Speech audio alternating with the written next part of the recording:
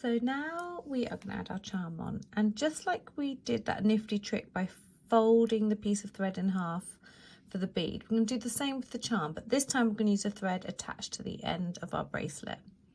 We're going to take it, bend it in half, give it a little twirl to make it pokey, take your charm, and you're going to thread that through the end of the loop at the top of your charm and pull through, and then you're going to unpull that half, and your charm is now on your bracelet. It's such an easy way of doing it.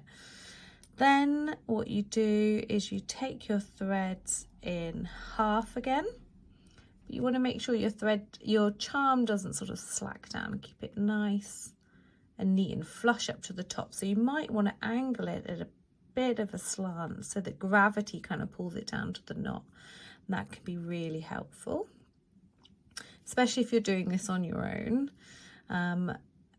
Or you can place your finger here and then tie your knots. Remember, you're tying all your threads in half and pulling them through, so everything in half, and then you're going to pull it all the way up to the end. So remember, we've already done half a slip knot here underneath the bead, then we added the charm and then completed the knot with your final half a slip knot. And that is your charm added to the end of your bracelet. It looks super cute. Now, if you wish, you can just leave as a tassel here at the end of your bracelet and tie it with the loose threads like so.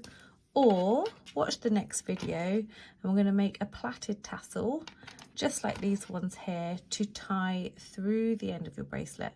Now these are handy if you want like an extender for your bracelets. See you in the next video.